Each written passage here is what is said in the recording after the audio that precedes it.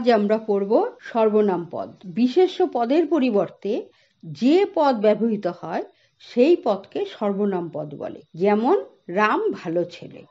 তাহলে রাম কি? রাম হলো বিশেষ্য পদ। বিশেষ্য পদ সম্পর্কে আমরা আগের ক্লাসে জেনেছি। এই বিশেষ্য পদের পরিবর্তে যে শব্দটি ব্যবহৃত হবে তাকে বলা হবে সর্বনাম। তাহলে রাম ভালো ছেলে, সে প্রতিদিন স্কুলে যায়। তাহলে রামের পরিবর্তে কি ব্যবহৃত হয়েছে? সে। তাই সে হলো সর্বনাম পদ। তাহলে আমরা জানলাম বিশেষ্য পদের পরিবর্তে ব্যবহৃত পদই হলো সর্বনাম পদ। এই সর্বনাম পদগুলি হলো সে, তার, তারা, আমি, তুমি, আমাকে ইত্যাদি। সর্বনাম পদকে 10 ভাগে ভাগ করা যায়। 1 নম্বর ব্যক্তিবাচক সর্বনাম, 2 নম্বর নির্দেশক সর্বনাম, 3 নম্বর অনির্দেশক সর্বনাম, 4 নম্বর প্রশ্নবাচক সর্বনাম, 5 নম্বর আত্মবাচক সর্বনাম, 6 নম্বর সংযোগবাচক সর্বনাম, 7 নম্বর সাকল্যবাচক সর্বনাম, 8 নম্বর অনাদিবাচক সর্বনাম, 9 নম্বর সাপেক্ষবাচক সর্বনাম, 10 নম্বর যৌগিক সর্বনাম। ব্যক্তিবাচক সর্বনাম। যে সর্বনাম দ্বারা কোনো ব্যক্তিকে বোঝানো হয় তাকে ব্যক্তিবাচক সর্বনাম বলে। এই সর্বনাম 3 প্রকার: উত্তম পুরুষ, মধ্যম পুরুষ, প্রথম পুরুষ। আমি, আমরা উত্তম পুরুষ, তুমি, তোমরা মধ্যম পুরুষ, আর বাদবাকি যা আছে সব প্রথম পুরুষ। তাহলে প্রথম পুরুষের উদাহরণ কি কি হবে? সে, তার, তাহার, তার, তিনি, তাদের ইত্যাদি। নির্দেশক সর্বনাম। কোনো ব্যক্তি বা বস্তুকে নির্দিষ্ট করে বোঝাতে যে সর্বনাম ব্যবহৃত হয় তাকে নির্দেশক সর্বনাম বলে। নির্দেশক সর্বনামকে আবার দুভাগে ভাগ করা হয়। 1 নম্বর হলো সামীপ্যবাচক সর্বনাম, আর 2 নম্বর হলো দূরত্ববাচক সর্বনাম। সামীপ্যবাচক সর্বনাম কাছের ব্যক্তি বা বস্তুকে নির্দেশ করলে সেটি সামীপ্যবাচক সর্বনাম হবে। যেমন এটা কার বই? তাহলে এটা কি? এটা হলো একটি অপ্রাণীবাচক শব্দ। এরা কারা? এরা বলতে প্রাণীবাচক কাউকে বোঝানো হচ্ছে। এদেরকে বসতে দাও, এদেরকেও হলো প্রাণীবাচক শব্দ। এটা, এরা, এদের এগুলোকে নির্দিষ্ট করে কাছের কাউকে বোঝাচ্ছে, তাই এটা হলো সামীপ্যবাচক শব্দ। আর দূরত্ববাচক নির্দেশক শব্দ কি? যে সর্বনাম দূরের কোনো ব্যক্তি বা বস্তুকে নির্দেশ করে তা দূরত্ববাচক নির্দেশক সর্বনাম। ওরা কাজ করে, ওগুলি আমার বই, উনি আগামীকাল আসবেন। দেখো এই শব্দগুলি ওরা মানে দূরের কাউকে বোঝানো হয়েছে। ওগুলি, ওগুলি শব্দটির দ্বারাও আমরা দূরের কিছু বুঝছি।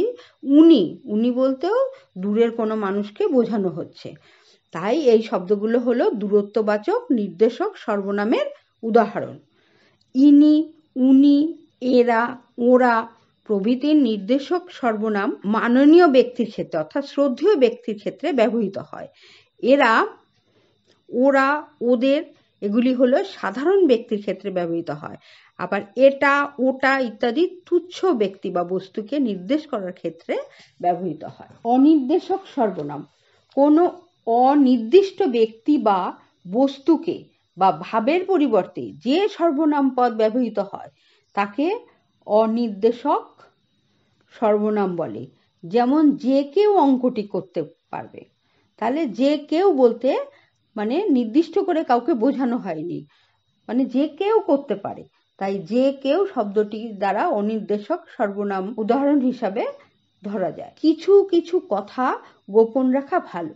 কিছু কিছু কথা মানে কোন কথা নির্দিষ্ট করে কিন্তু বোঝানো হয়নি। কেউ কেউ আসবে, কেউ কেউ বলতে মানে নির্দিষ্ট করে কোনো মানুষকে বোঝানো হয়নি। কোনো কিছু বলো না।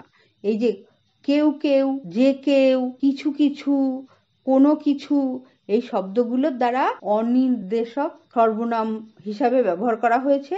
এবার এগুলোকে নির্দিষ্ট করে বোঝানো হয়নি, তাই এগুলোকে বলা হচ্ছে অনির্দিষ্ট ব্যক্তি বা বস্তুকে বোঝানো হচ্ছে বলে এগুলোকে বলা হয় অনির্দেশক সর্বনাম। তারপরে দেখো প্রশ্নবাচক সর্বনাম। প্রশ্ন করার জন্য যে সর্বনাম ব্যবহার করা হয় অর্থাৎ কোনো কিছু জানার জন্য যে সর্বনাম ব্যবহার করা হয় তাকে প্রশ্নবাচক সর্বনাম বলে। যেমন তোমার কি হয়েছে? তুমি কেন চলে যাচ্ছ? তাহলে তোমার কি কি শব্দটির দ্বারা প্রশ্ন করা হচ্ছে, কেন শব্দটির দ্বারা প্রশ্ন করা হচ্ছে, তাই এগুলি হলো প্রশ্নবাচক সর্বনাম। আত্মবাচক সর্বনাম কারোর সাহায্য ব্যতীত এইরূপ অর্থ বোঝানোর জন্য বিশেষ্য বা সর্বনামের সঙ্গে নিজে, আপনি প্রভৃতি শব্দ ব্যবহার করা হয়। এই জাতীয় সর্বনামকে আত্মবাচক সর্বনাম বলে।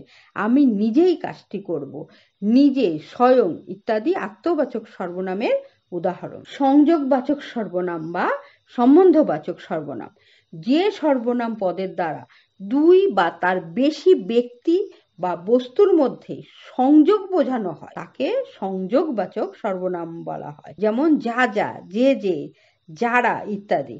যাহারা, যার, যাকে এগুলো শ্রদ্ধেয় ব্যক্তির ক্ষেত্রে ব্যবহৃত হয়। তবে দেখো সাকল্যবাচক সর্বনাম, যে সর্বনাম অনেক ব্যক্তি, বস্তু বা ভাব বোঝাতে অর্থাৎ কোনো কিছুর সমষ্টি বোঝাতে ব্যবহৃত হয় তাকে সাকল্যবাচক সর্বনাম বলে। যেমন আমরা সবাই রাজা, আমাদের এই রাজার রাজ্যতে। সবাই বলতে অনেককে বোঝানো হয়েছে, অনেকের সমষ্টিকে বোঝানো হয়েছে, তাই এটি হলো সাকল্যবাচক সর্বনাম। বলো বলো বলো সবে, শত বিনা বেনু রবে। সবে, সবে বলতে সবাইকে বোঝানো হয়েছে। এই সব, সকল, উভয়, সবাই, সবকিছু এগুলো হলো সাকল্যবাচক সর্বনামের উদাহরণ। অন্যাদিবাচক সর্বনাম, অন্যকে বোঝানোর জন্য যে সর্বনাম পদ ব্যবহৃত হয় তাকে বলা হয় অন্যাদিবাচক সর্বনাম। যেমন অন্য, অপর, অমুক। তারপর আমরা পড়ব সাপেক্ষ সর্বনাম বা সমুচ্চয়ী সর্বনাম। এই সর্বনামগুলি একটি ব্যবহার করলে অন্যটির ব্যবহার স্বতঃস্ফূর্তভাবেই এসে পড়ে। এগুলো একটি অপরটির সাপেক্ষ বা নিত্য সম্বন্ধযুক্ত, তাই একে বলা হয় যে সাপেক্ষ সর্বনাম। সাপেক্ষ সর্বনাম দুটি বাক্যকে সংযুক্ত করে। যেমন যাহা 52, তাহা 53। দেখো এখানে যাহা এবং তাহা একটি ব্যবহার করলে, যাহা ব্যবহার করলে তাহা শব্দটি মানে স্বতঃস্ফূর্তভাবে এসে পড়ে। Like, comment, and subscribe.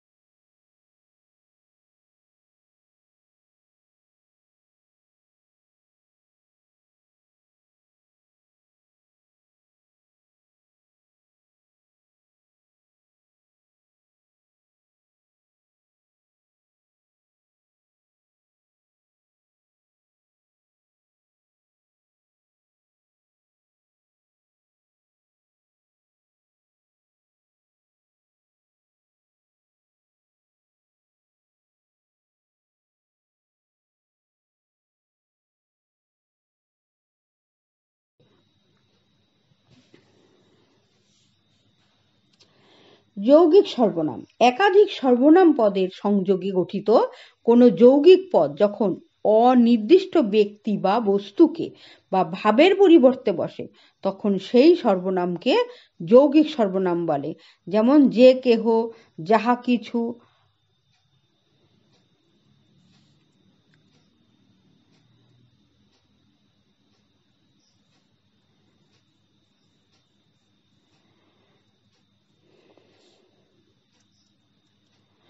সর্বনাম দ্বিত্ব অর্থাৎ দুইবার ব্যবহার করলে সেটা কিন্তু যৌগিক সর্বনাম হবে না, এ কথা তোমাদের মনে রাখতে হবে।